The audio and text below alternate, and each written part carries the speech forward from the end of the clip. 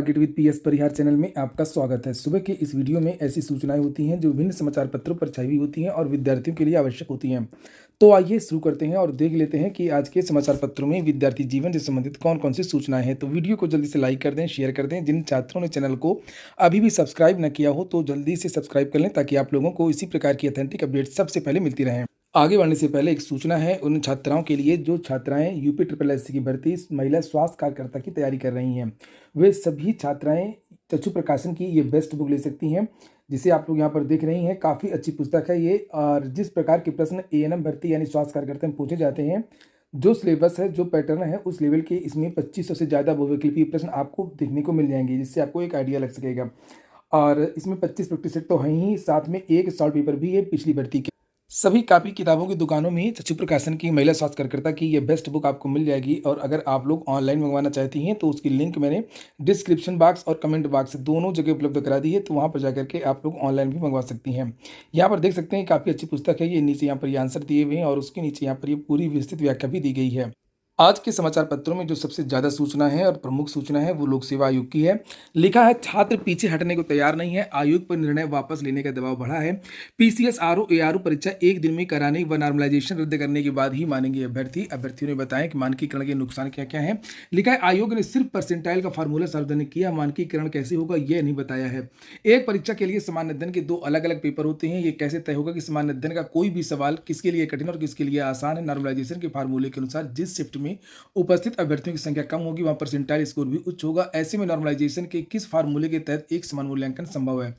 आयोग ने जन सूचना अधिकार के तहत एक सवाल के जवाब में यह बताया कि पीसीएस 2019 और 20 की प्रारंभिक परीक्षा में 38 सवाल गलत होने पर बदले गए थे। भविष्य से अलग अलग शिफ्ट में होने वाली परीक्षाओं में गलत सवाल पूछे गए तो मानकीकरण कैसे, पूरा फार्मूला बदलना पड़ेगा। प्रारंभिक परीक्षा में शामिल होने वाले अभ्यर्थियों के लिए यह आकलन कर पाना भी मुश्किल होगा कि मुख्य परीक्षा के लिए वे सफल होंगे या नहीं होंगे। कल छात्रों ने प्रेस कॉन्फ्रेंस भी की थी। लिखा है, प्रतियोगी छात्र राजन त्रिपाठी, युगल पांडे, प्रियांशु श्रीवास्तव, नितिन प्रताप, आशीष सुमन ने शनिवार को प्रेस क्लब में कहा कि भर्ती प्रक्रिया के बीच में आयोग की ओर से किया गया बदलाव किसी भी अभ्यर्थी को मंजूर नहीं है। यह बदलाव उन गरीब छात्रों के साथ में धोखा है जिनके माँ बाप के सपने और बहन की विदाई इस परीक्षा में अभ्यर्थी की सफलता और असफलता पर निर्भर करती है। बात यह है कि उन विद्यार्थियों को ज़्यादा आशंकाएं हैं जो विद्यार्थी बॉर्डर पर रहते हैं या जो विद्यार्थी ओवर एज होने वाले हैं। लिखा है कि इस धरने में दिल्ली, उत्तराखंड, मध्य प्रदेश और अन्य राज्यों के करीब 8,000 अभ्यर्थियों के शामिल होने की उम्मीद है। इस मसले पर 8 नवंबर को दिल्ली में कैंडल मार्च भी निकाला गया था और अभ्यर्थियों ने कहा था कि 2 दिन परीक्षा कराने और नॉर्मलाइजेशन के खिलाफ 15 अक्टूबर को आयोग में ज्ञापन दिया गया था, लेकिन जवाब नहीं मिला। 21 अक्टूबर को आयोग का घेराव तो किया। सचिव ने अभ्यर्थियों के बीच में आकर के कहा कि 3 दिन में स्थिति से अवगत करा दिया जाएगा, लेकिन जवाब नहीं आया। एक दिन अचानक 2 दिन परीक्षा कराने और नॉर्मलाइजेशन का नोटिस जारी कर दिया गया। ऐसे में भर्ती धरना देने के लिए मजबूर है। वहीं पर यहाँ लिखा हुआ है कि न्यायालय का विकल्प तो आखिरी विकल्प होगा। सोशल मीडिया में विद्यार्थियों ने एक ग्रुप बनाया है जिसमें 10,000 से ज़्यादा छात्र जुड़े हुए हैं। इसी तरीके से एक और टेलीग्राम चैनल है प्रयागराज में, यहाँ पर पीसीएस सवेरा हक की आवाज़ के नाम से, जिसे आप लोग यहाँ पर देख सकते हैं। यहाँ पर भी धरना प्रदर्शन से संबंधित जो अपडेट्स हैं वो विद्यार्थियों को दी जा रही हैं। ये आप यहाँ पर ये देख सकते हैं। इसकी लिंक मैं डाल दूंगा कमेंट में और डिस्क्रिप्शन में, तो आप लोग जाकर के वहाँ से देख सकते हैं। वहीं पर प्रशासन का भी यहाँ पर बयान है, ये देख सकते हैं। निर्धारित स्थल पर अनुमति लेने के बाद ही करें प्रदर्शन वरना होगी कार्रवाई, DCP.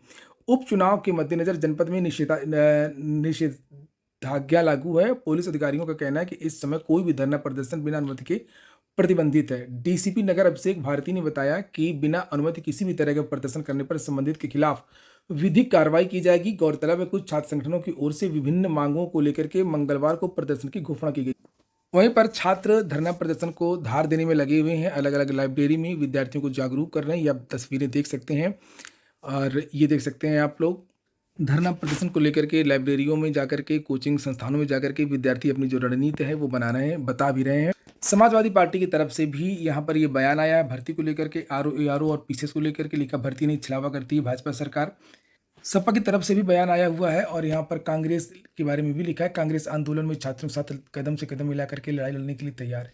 Bar council of Uttar Pradesh ने भी छात्रों के इस धरना प्रदर्शन का समर्थन किया है और प्रयागराज के जो अन्य छात्र संगठन हैं उन्होंने भी यहाँ पर इन छात्रों का समर्थन किया है। 11 तारीख को जो प्रतियोगी छात्रों का एक बड़ा आंदोलन उत्तर प्रदेश लोक सेवा आयोग पर किया जा रहा है, उसका हम लोग तहे दिल से समर्थन करते हैं। चूंकि और सभी कोचिंग संचालकों से, सभी समीक्षा अधिकारी की तैयारी कर रहे हैं, पीसीएस की तैयारी कर रहे हैं या अन्य विभागों की तैयारी कर रहे हैं प्रतियोगी भाइयों बहनों को मैं बताना चाहता हूं कि आप लोग अधिक से अधिक संख्या में आकर के लोक सेवा आयोग पर अपनी बातों को मनवाने का कार्य किया जाएगा। चूंकि वन टाइम वन एग्जाम जब उत्तर प्रदेश का नौजवान मांग कर रहा है तो क्यों नहीं लोक सेवा आयोग के द्वारा वन टाइम, जब से अध्यक्ष श्री संजय जी आए हुए हैं तब से सभी भर्तियां एक दो परीक्षाओं को छोड़ करके सभी विवादों के घेरे में रही। योगी छात्र प्रतिनिधि मंडल की टीम जो है इसका विरोध करती है। हम लोग छात्रों के समर्थन में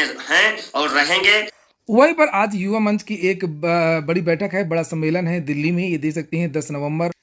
स्थान है गांधी शांति प्रतिष्ठान नई दिल्ली, 10 बजे। और पिछले 1-2 दिन से लगातार विद्यार्थी दिल्ली पहुंचे हैं, बहुत सारे छात्र नेता पहुंचे हैं और ये कुछ मांगे हैं जिन्हें आप लोग देख सकते हैं। सुपर रिच की संपत्ति पर टैक्स लगाओ, शिक्षा, स्वास्थ्य और रोजगार की गारंटी, सरकारी विभागों में खाली पदों पर तत्काल भर्ती हो, हर व्यक्ति की सम्मानजनक जिंदगी की गारंटी हो। और जो प्रमुख वक्ता वगैरह हैं, प्रोफेसर प्रभात पटनायक हैं, प्रख्यात अर्थशास्त्री, ये भी आएंगे। प्रोफेसर अरुण कुमार, ये भी अर्थशास्त्री, ये भी आएंगे। और प्रशांत भूषण है, वरिष्ठ अधिवक्ता हैं सुप्रीम कोर्ट के, ये भी उस सम्मेलन में रहेंगे। पिछले 3-4 दिनों से जेएनयू और दिल्ली के जो अन्य संस्थान हैं वहाँ पर भी छात्रों के बीच में चर्चा पर चर्चा भी, ये देख सकते हैं आप। चूंकि जो रोजगार का मुद्दा है वो अर्थशास्त्र से जुड़ा हुआ है और इसीलिए यहाँ पर अर्थशास्त्री हैं, वो बताएंगे कि सरकार क्या कर सकती है, सरकार क्या नहीं कर रही है और सरकार क्यों ऐसा कर रही है।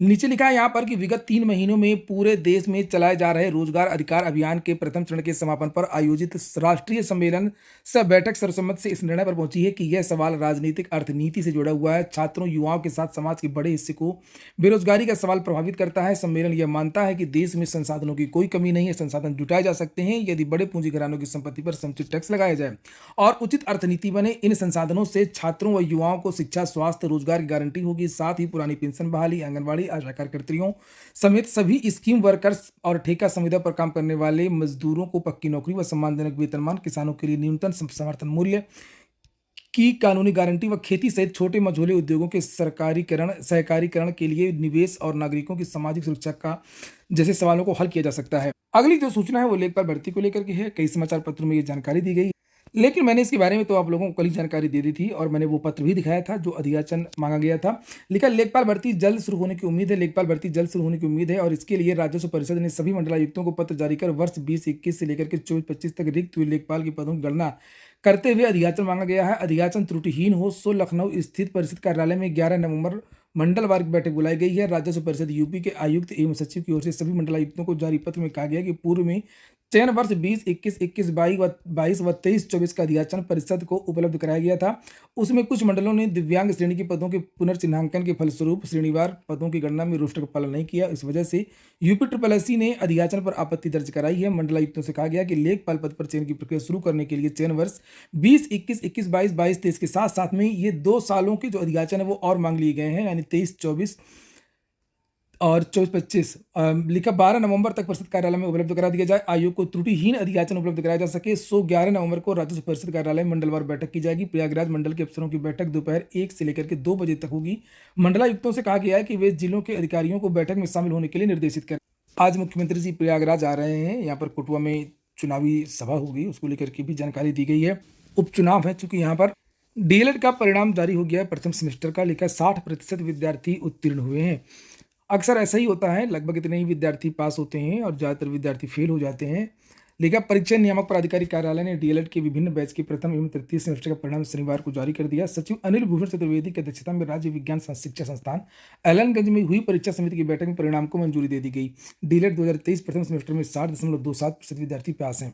लिखा, 71,691 प्रशिक्षु फेल हो गए हैं, जबकि 1323 का परिणाम अपूर्ण है। अक्सर चर्चा भी होती रहती है कि आखिरकार इतने ज़्यादा विद्यार्थी फेल कैसे हो जाते हैं। नीचे लिखा है कि डीएलएड 2022 के तृतीय सेमेस्टर में 77.27% पास हैं और 58 के परिणाम अपूर्ण हैं। डीएलएड 2022 के प्रथम सेमेस्टर में 59.39% पास हैं, जबकि 13,409 फेल हैं। डीएलएड 2021 के तृतीय सेमेस्टर में 66.61% पास हैं और 7,918 विद्यार्थी फेल हो गए हैं। पूरे का पूरा जो डाटा है वो यहाँ पर दिया हुआ है। आज की वीडियो में इतना ही। वीडियो आपको अच्छा लगा हो तो मैं फिर से याद दिला दूँ, वीडियो को लाइक अवश्य कर दिया करें। जो नए छात्र हों तो चैनल को सब्सक्राइब भी कर लें। पूरा वीडियो सुनने के लिए बहुत बहुत धन्यवाद।